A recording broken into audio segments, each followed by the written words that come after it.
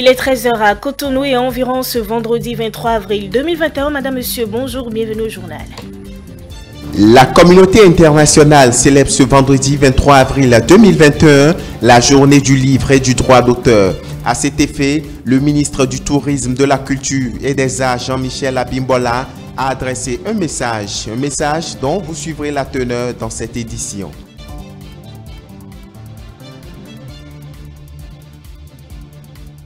Après Cotonou, c'est au tour de la cité des Kobourou de recevoir la délégation de Cyril Goumbedji, gestionnaire mandataire de l'ANIP, en ce qui concerne l'opération de distribution de la carte d'identité nationale biométrique.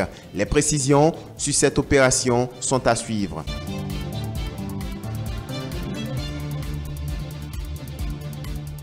Et puis, en interactualité, vous suivrez l'analyse des discussions entre les dirigeants politiques chinois et les hommes d'affaires présents au forum annuel de Boao, tenu cette semaine. C'est l'essentiel en titre.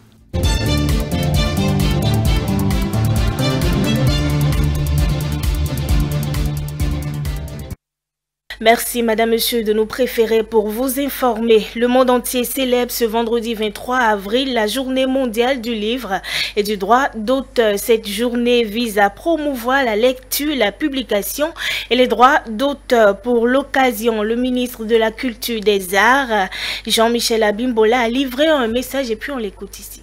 Cette journée a été initiée par l'UNESCO en mémoire du 23 avril 1616, date de décès de trois grands auteurs que sont William Shakespeare, Miguel de Cervantes et Inca Garcilasco.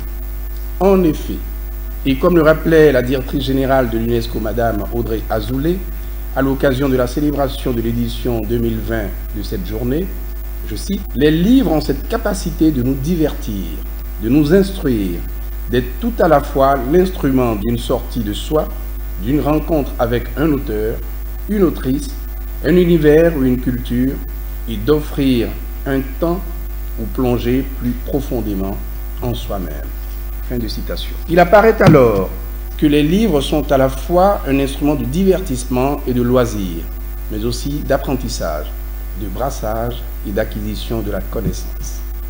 C'est de ce mélange de magie, d'évasion, d'apprentissage que nous avons tous besoin en ces moments où l'humanité affronte l'une des pandémies les plus sévères de son existence. Nous devons en effet aux livres d'avoir été des fenêtres sur le monde durant les moments forts de cette pandémie.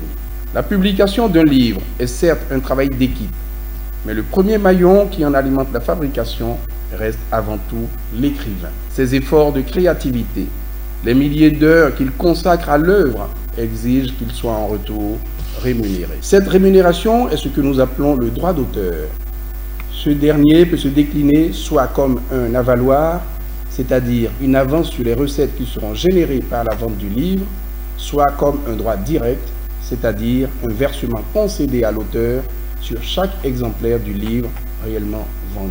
Quel que soit son modèle, le droit d'auteur doit être garanti et protégé parce qu'il permet à l'écrivain de vivre de son art, de continuer à produire pour alimenter la chaîne du livre, une chaîne dont la viabilité est compromise sans des droits reconnus, promus, protégés et régulièrement versés aux auteurs. En célébrant la journée mondiale du livre et du droit d'auteur, c'est aussi les autres maillons de la chaîne du livre, et en l'occurrence les éditeurs, les imprimeurs, les distributeurs, les diffuseurs, les traducteurs, les libraires, les bibliothécaires et même les lecteurs que nous mettons en évidence. Il s'agit en effet de promouvoir de façon générale l'industrie éditoriale et la protection de la propriété intellectuelle. C'est dès lors, pour moi, une nouvelle occasion de rappeler les réformes introduites dans l'industrie du livre au Bénin et qui visent à l'assainir, la professionnaliser et la rendre compétitive. Du projet de réhabilitation et de modernisation des bibliothèques et centres de lecture publics, en passant par celui de numérisation de leurs fonds documentaires, de la mise en place du fonds de bonification au profit des industries culturelles, à l'organisation d'activités phares de promotion du livre et de ses acteurs, Grand Prix littéraire du Bénin, Salon national du livre, en passant par les actions d'encadrement des divers métiers de la chaîne du livre, Le gouvernement du président Patrice Talon, à travers le ministère en charge de la culture, manifeste sa détermination à faire du livre et de ses métiers connexes un véritable levier du développement humain, social et économique. Les habitudes de lecture et de fréquentation des bibliothèques chez les apprenants deviennent de plus en plus rares. Un phénomène qui prend de l'ampleur, ceci avec l'avènement du numérique. Pour mieux comprendre les raisons qui justifient ce constat, suivez cet élément réalisé par Céline Bovy. Lire pour s'évader, lire pour se distraire, lire pour se cultiver. Bon nombre d'apprenants des lycées et collèges s'y adonnent très peu de nos jours. Le constat est patent. Il suffit de parcourir les centres de documentation et de lecture pour s'en convaincre. Ils sont quasiment déserts et peu fréquentés. C'est une situation qui désole le monde des éducateurs. C'est le cas du père François Lankboedja, directeur du collège Saint-Michel de Cotonou. La plupart de nos apprenants aujourd'hui, beaucoup n'aiment pas les centres de documentation parce qu'ils ne veulent pas lire. Ils pensent que c'est une perte de temps d'aller s'asseoir, prendre un livre, de lire, mais ils veulent découvrir les choses, mais de façon rapide. Or, le livre, il faut prendre le temps de s'asseoir, de lire, de faire tout ce qu'on peut faire. Mais il ne peut pas perdre le temps. Dans les écoles, quand vous avez des bibliothèques dans les écoles, et quand vous ne forcez pas les apprenants, et ils n'y vont pas. J'ai fait un collège, j'ai été professeur dans un collège. Il a fallu qu'on institue une obligation pour les apprenants d'aller à la bibliothèque une heure par semaine avant qu'on retrouve des enfants à la bibliothèque. Sinon, ils n'y vont pas. Plutôt que s'investir dans la lecture, les apprenants préfèrent s'adonner à d'autres distractions sur les réseaux sociaux qui ne les profitent forcément pas. Les apprenants ont d'autres intérêts et ils découvrent autre chose. Et la chose qu'ils découvrent, c'est quoi? C'est les numériques, c'est l'Internet aujourd'hui, c'est les réseaux sociaux. Et en fait, dans les réseaux sociaux, dans l'Internet, on peut avoir toute la bibliothèque aussi, c'est possible.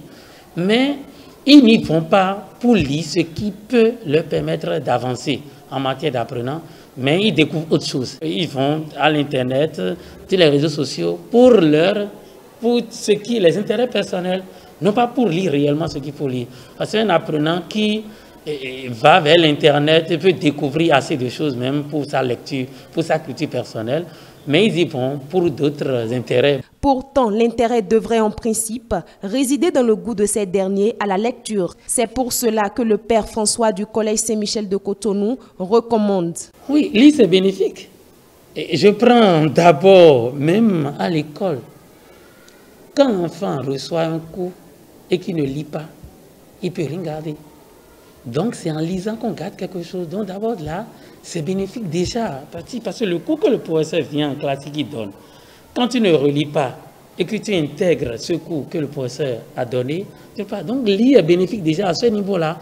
Et quand je vais vers les livres, là, quand je lis, je découvre ce que les autres ont dit avant moi. Ce qu'on a dit de quelque chose, d'un sujet, je découvre et cela me permet, ça développe mon intelligence. Ça développe mes connaissances. Et c'est une ouverture. Donc, on dit que le livre, c'est une ouverture. C'est une ouverture de l'homme à la mesure du monde. Donc, tu vois le monde en lisant. Donc, on acquiert des connaissances, le savoir à travers la lecture. Et je pense que on doit retourner à la lecture beaucoup. On doit retourner à la lecture. Dans cette dynamique des apprenants au goût à la lecture, l'implication personnelle des parents d'élèves s'avère impérieuse, d'où cet appel de ce bibliothécaire. Les parents d'élèves n'ont qu'à nous aider à passer le message, à mettre en priorité l'avenir, la connaissance des livres aux enfants, avant de leur acheter leur premier smartphone. Si vous éprouvez de la paresse à lire, il existe bien des sites de livres en ligne et téléchargeables. C'est ce que conseillent les éducateurs pour les habitués des réseaux sociaux.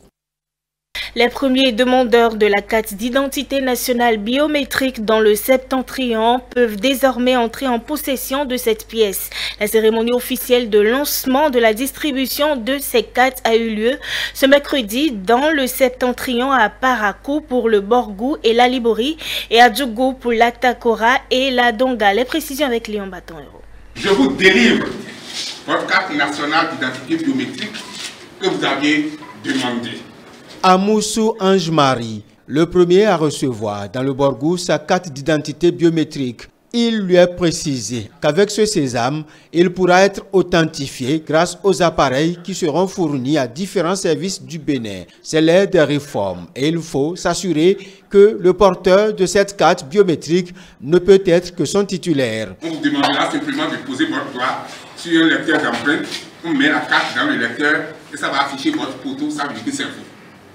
Ainsi, plus personne ne pourra voler votre identité, il sera rattrapé. Le message est clair à l'occasion de cette cérémonie de lancement officiel de distribution des cartes nationales d'identité biométrique dans le Borgou. Les Béninois oublieront très bientôt les tracasseries liées à la fiabilité des actes de l'état civil aux actes associés. Détenir un acte de naissance n'est pas un gage de sérénité dans notre pays.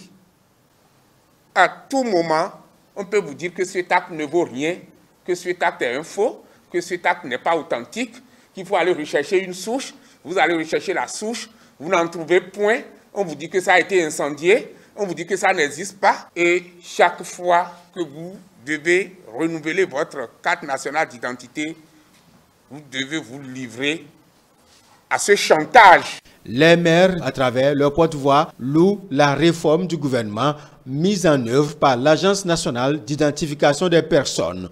Les avantages sont connus, bien perçus, mais laissent quelques interrogations dans le cœur des citoyens quant au gap du coût entre l'ancienne et la nouvelle carte. On laissait entendre les maires. Dans l'idée du citoyen lambda, le gap des frais d'établissement de la carte d'identité actuelle à celle biométrique n'est pas toujours facile à assimiler.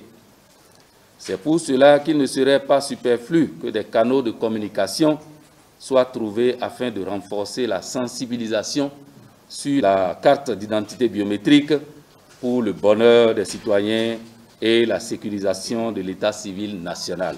Que toutes nos administrations centrales, déconcentrées, locales, puissent informer les usagers de ce qu'un acte de naissance n'a de valeur aujourd'hui en République du Bénin que s'il est sécurisé, que s'il permet de s'assurer que l'individu existe en bonne et due forme dans le registre national des personnes physiques, du moins en ce qui concerne les vifs. Pour une réforme intégrale, il n'y aura plus de passerelles pour que des enfants naissent et qu'ils ne soient déclarés. Les nouveaux-nés doivent aussi passer par le RAVIP désormais de manière systématique. Et ce n'est que de la base de données du RAVIP que l'on pourra dériver leur acte de naissance. On ne parlera plus d'enfants non déclarés à l'état civil. Un message important pour les administrations qui délivrent la carte nationale d'identité connue jusque-là. À partir de ce lancement, il ne serait plus judicieux que les préfectures, que les mairies continuent de recevoir des demandes de carte nationale d'identité ordinaire. Ce serait une violation des tests en vigueur.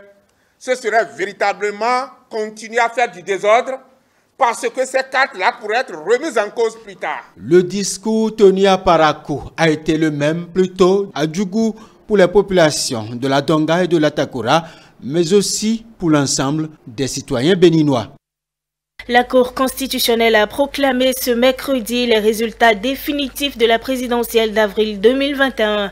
À l'issue de cette proclamation, une équipe de la rédaction s'est rapprochée de quelques acteurs politiques pour recueillir leurs appréciations. On les suit dans cet élément de Lia Diran.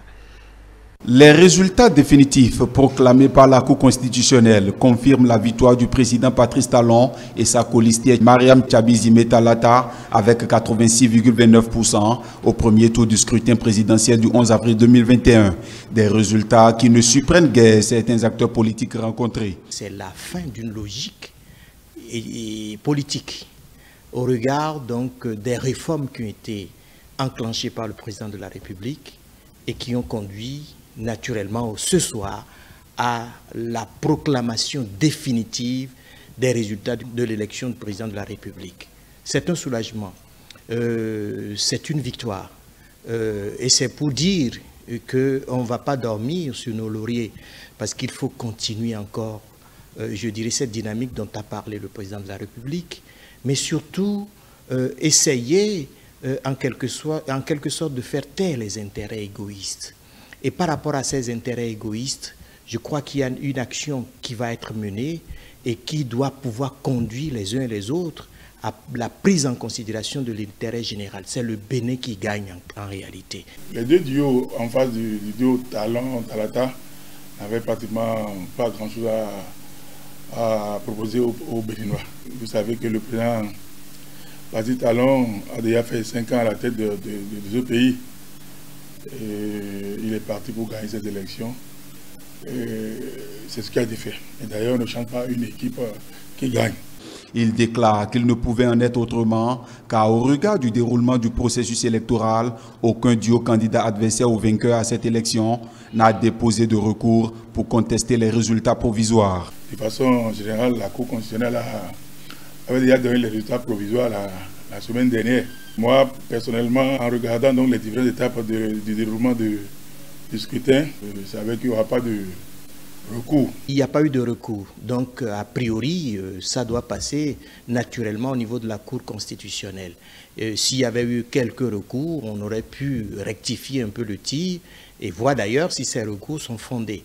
Donc, on n'est pas surpris. Et le travail qui a été abattu depuis des années par le président de la République démontre parfaitement que c'était la meilleure solution, la meilleure voie. Ils ont donc félicité le duo Talon-Talata pour sa victoire et profité pour dévoiler leurs attentes pour les 5 prochaines années. Nous attendons qu'il y ait plus d'impact en termes de réforme, en termes d'efficacité, donc de la formation supérieure, en termes de compétences d'ailleurs, et pourquoi même pas de recyclage, on va le dire. En tout cas, une université de développement, une université tournée vers le développement avec les actions du président de la République. Le président Patrice Talon était parti pour gagner cette élection. Il a eu à faire déjà 5 ans à la tête du pays et à travers ses différentes réalisations qui ont certainement forcé l'admiration du peuple béninois, ces derniers ne peuvent que lui confier à nouveau la direction de ce pays à lui et à sa colistière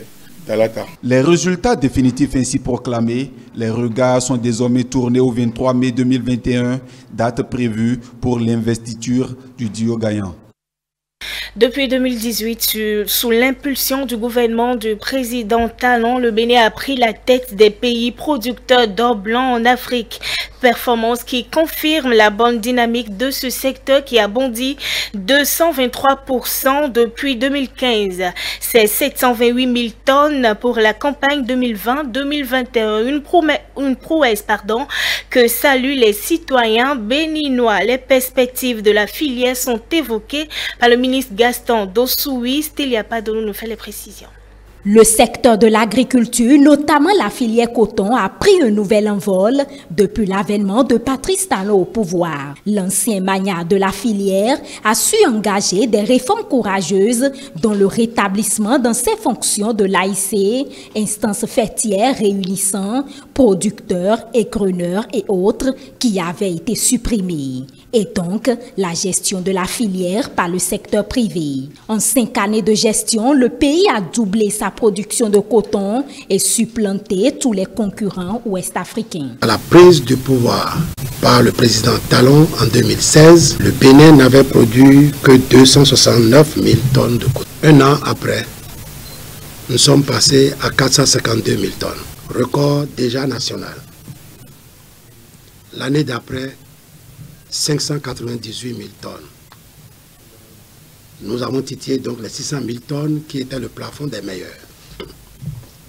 L'année d'après, nous sommes passés à 678 000 tonnes pour nous installer comme premier producteur d'Afrique. Les citoyens saluent cette avancée. Ils invitent tous les acteurs du domaine à œuvrer davantage. C'est l'homme du domaine qui est sur le pouvoir. Donc il a habileté, il a obligation, il a volonté et vocation à promouvoir la production du coton afin d'être le premier en Afrique. Je ne voudrais pas que ce soit seulement le premier de l'Afrique. Qu'on dise dans le monde que le Bénin a plus de monopole. Quand on va citer les 5 pays du monde, ou 10 pays producteurs du coton dans le monde, c'est-à-dire on verra le Bénin dedans parce qu'on a celui qu'il faut à la place qu'il faut. C'est un bon pour le gouvernement Patrice Talon, c'est un bon pour tous les Béninois, c'est un bon pour la réussite parce que ce n'est pas le gouvernement de Patrice Talon qui a réussi, mais c'est le Bénin entier qui a réussi. Les autorités gouvernementales ne comptent pas s'arrêter en si bon chemin. Les dispositions sont déjà en train d'être prises pour doter le Bénin d'unités de transformation de coton. Jusqu'à nouvel ordre, il y a quelques pays qui se distinguent par la qualité de la filature, la qualité des unités de transformation. Des contrats sont en cours avec ces pays-là pour arriver à installer des unités de filature, de teinture et tout ce qui suit. Souvenez-vous de la belle époque où nous avons le kaki, où nous avons les serviettes, où nous avons les différents vêtements d'enfants et autres faits à Parakou. Mais ces technologies sont dépassées aujourd'hui par des technologies plus actuelles. Je ne donnerai pas une date, mais comprenez que c'est un nouveau challenge. Et notre président en a pris comme un des chevaux de bataille pour aller vers le développement des chaînes de valeur sur le coton et surtout les fibres de coton. La campagne cotonnière 2020-2021 tire à sa fin. Les yeux sont à présent rivés vers les prochaines campagnes. Le ministre Gaston Dossoui, le président de l'AIC sont plus que jamais déterminés à franchir la barre des 728 000 tonnes. Les rendements sont passés de 1 tonne 0,73 à cette année à 1 tonne, presque 1 tonne 200. Et nous projetons la campagne à venir 1 tonne 300. Et nous envisageons d'ici 2 campagnes aller à 1 tonne 500. Nous avons été premiers il y a 3 ans. Les gens pensaient que c'est un hasard. Ça fait 2 campagnes de suite que nous avons maintenu cette place de premier que nous ne laisserons pas. Audience à la Haute Autorité de l'Audiovisuel et de la Communication ACRE, Rémi Prosper Moretti a reçu le nouveau président de la Cour suprême. Les 2 personnalités ont échangé sur les relations de travail qui unissent les 2 institutions. On écoute Victor Dassia Dossou à sa sortie d'audience. Je suis arrivé ici pour venir saluer le président Moretti, qui est un vieil ami, à qui j'ai fait mes civilités. Au-delà des civilités, nous avons échangé sur les relations possibles de travail, sur l'interaction des missions, aussi bien de la Cour suprême que de la HAC. Vous savez, ou vous ne le savez peut-être pas, la HAC et la Cour suprême ont des liens fonctionnels. La HAC est une institution de la République qui rend des décisions à caractère juridictionnel. Et ces décisions, lorsqu'elles viennent à être attaquées, c'est la Cour suprême qui statue à travers sa chambre administrative. Donc nous avons fait le point du contentieux que nous avons actuellement au niveau de notre cour qui concerne la HAC. Nous avons également saisi l'occasion pour discuter, échanger sur le déficit législatif qu'il y a au niveau de l'institution HAC. J'ai été particulièrement heureux de voir le président de la HAC lui-même soulever cette question. Et la Cour suprême lui a marqué sa disponibilité à accompagner la HAC dans sa volonté de renforcer sa capacité en matière de législation. Il y a beaucoup de choses à faire à ce niveau-là, nous en avons discuté. Nous sommes tous disposés à accompagner le processus qui est déjà enclenché ici, au niveau de la HAC, afin de renforcer les tests. On s'informe à l'international avant de mettre terme à cette édition de journal. Le forum annuel de BOAO pour l'Asie a tenu cette semaine sa conférence. À cet effet, les reporters de CCTV+ ont examiné les discussions entre les dirigeants politiques et d'affaires présents à ce forum. Suivez. L'accent a été mis sur l'Asie, mais les questions mondiales et le développement humain ont également été essentiels à l'ordre du jour, avec au moins 60 tables rondes sur des sujets allant de la reprise économique post-pandémique, la numérisation et le développement durable. Les participants au forum ont pu parvenir à un accord sur certains des plus grands défis du monde.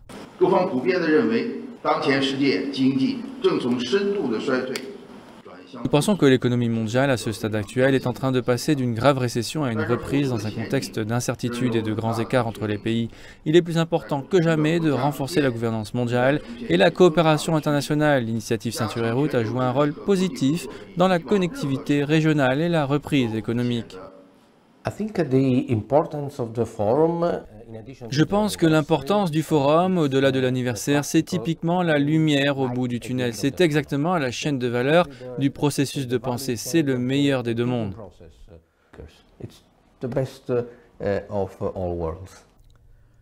L'un des défis mondiaux que les dirigeants politiques, commerciaux et universitaires du forum ont abordé est l'environnement international de plus en plus tendu. La géopolitique, et pas seulement entre les États-Unis et la Chine, est devenue beaucoup plus difficile. On le voit entre les États-Unis et l'Europe, entre l'Inde et la Chine. C'était aussi l'occasion pour les pays asiatiques de partager des idées liées à leur identité politique et à leurs idéaux. Aussi forte qu'elle puisse se développer, la Chine ne cherchera jamais l'hégémonie, l'expansion ou une sphère d'influence. La Chine ne se livrera jamais non plus à une course aux armements. La Chine participera activement à la coopération multilatérale en matière de commerce et d'investissement.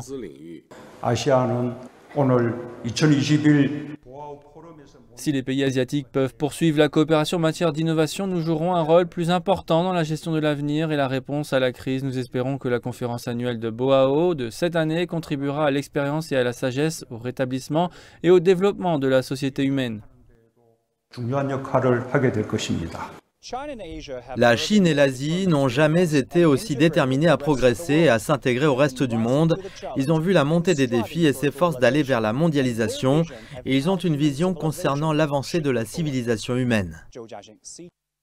Voilà, madame, monsieur, c'est sur ce forum annuel de Boao que nous mettons thème à ce journal. Merci de l'avoir suivi. Ne bougez pas, suivez juste après moi la rediffusion de la chronique du soir avec notre consultant politique Agapit Napoléon Maforican.